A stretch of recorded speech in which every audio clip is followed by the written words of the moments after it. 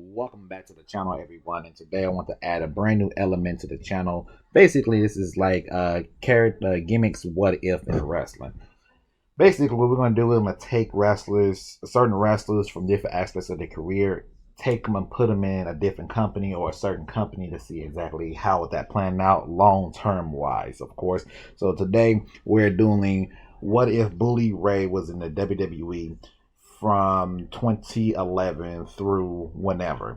So let's give you a backstory about the Bully Ray gimmick. So Bubba Ray Dudley and Devon Dudley, the Dudley Boys, after having their stint in WWE, would go on and move on to their next company, which happens to be Total Nonstop Action, aka TNA Impact. Upon a TNA Impact, the tag team of Team 3D, now going by Team 3D as they legally could not go by the Dudley Boys in TNA. Team 3D will continue their run, winning tag team titles, pretty much doing as much as they can possible. At some point, at the close to the ending of 2010, the Dudley Boys pretty much did everything they could do as a tag team as they felt, and Bubba Ray Dudley would turn on Devon Dudley for the first time ever and turn heel. When he turned heel, Bubba Ray Dudley ended up developing a new gimmick known as Bully Ray. And Bully Ray, from 2011 through X amount of years in TNA, he really established himself as a singles wrestler, established himself as a major main event player in a TNA locker room. That was something that was definitely needed during that time period. And he was fresh onto a main event scene, gaining enough heel heat and I think, my personal opinion, one of the best heels in the company, in my personal opinion. So we're taking that version of Bully Ray, right? We're taking that version of Bully Ray and we're bringing him over to the WWE to the 2011 rosters. Now, let me give you a refresh memory of what 2011 looked like for the WWE. During the basically at the end of 2010 going into 2011, WWE was still deep into the PG era. And not only were we deep into the PG era, we haven't started up yet on the summer of punk, the summertime for the WWE. Really, everything was just pretty much just decent stuff going around. You know, we got some good wrestling here and there, but nothing too crazy, nothing crazy just yet into the summer. With that being said, once we get to the summer of Punk and CM Punk winning the WWE Championship, and with his whole feud with John Cena on the Monday Night Raw brand, SmackDown had the opposite of Christian versus Randy Orton, one of a feud. Eventually, we would have Sheamus winning the World Championship at some point, Daniel Bryan's World Heavyweight Championship run, and things like that. So the question would be, is what brand would Bully Ray actually be a part of? Now, you can go back and forth between what brand you would like to put him on. I think as a guy like Bully Ray, I think you're putting him on the SmackDown brand and actually building him up to be a threat at the World Heavyweight Championship scene. Mainly, I say that mainly because during the Christian and Randy Orton feud, Christian was basically the only heel that can really oppose Randy Orton during that feud at that time period. And then once Randy Orton was done with him, we will move on to, I believe, if I'm not mistaken, Mark Henry will end up getting a run with the World Heavyweight Championship. And then for Mark Henry, we did get Daniel Bryan in the 18 seconds things. And then eventually we do get Sheamus. But I think if Bully Ray's added to this, right? Let's add Bully Ray to all of this, right? So let's say the Orton and Christian feud continued and we still had the same results. Randy Orton beating Christian. And then we had the Randy Orton versus Mark Henry feud.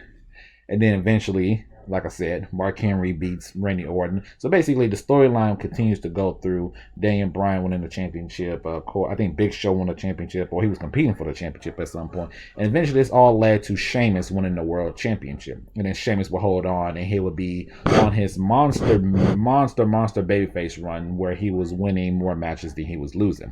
Something that WWE did really well during that time period.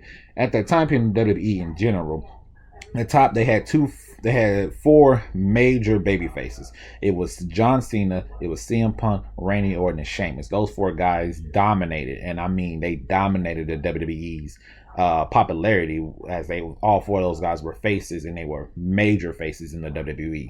You had CM Punk and his anti-heel, basically being an anti-hero thing, but everyone loved CM Punk during that time period. Randy Orton was still red hot as a baby face, still getting over. Sheamus the guy who was just building up his case and winning the world title, put the icing on the cake in the 18 seconds match against Daniel Bryan, made him a major babyface.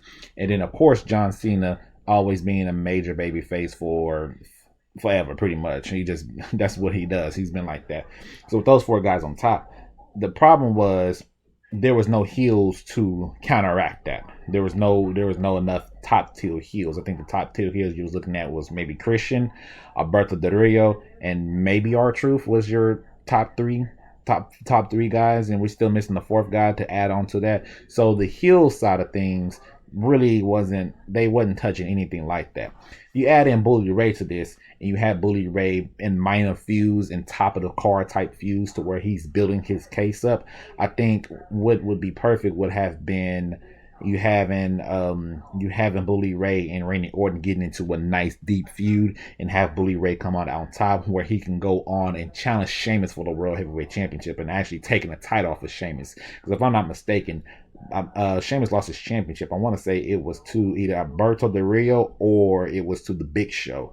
And I think we all agree that Bully Ray would be a much better world championship heel in that time period than either one of those guys in 2012. You know what I'm saying? So if you have Bully Ray beat Randy Orton is what I would have done. Beat him in a feud, and then go on and face Sheamus at a pay-per-view, whether that's SummerSlam or something like that, for the World Heavyweight Championship.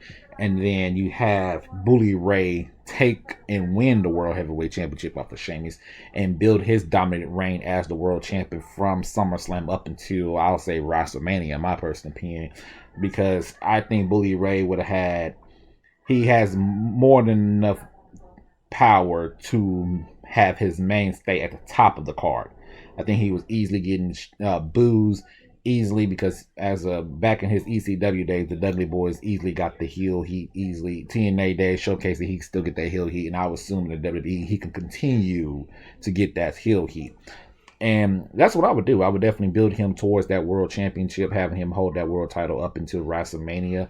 If I'm not mistaken, at WrestleMania 29, the World Heavyweight Championship match, it was between... Actually, who was the World Championship match between? If I'm not mistaken, the World Heavyweight title was defended between... It was actually between, I had to look this up, Alberto Del Rio versus Jack Swagger in a 10-minute match at WrestleMania 29.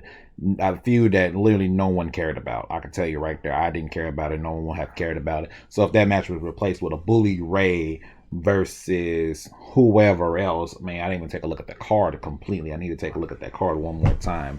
But I think Bully Ray getting a big time marquee match at WrestleMania 29, defending that world championship with a fantastic heel run and a fantastic holding that championship by doing everything necessary to keep that world championship. I think that would have done 10 times better than anything that Alberto Del Rio or Jack Swagger would have done in their feud, respectfully.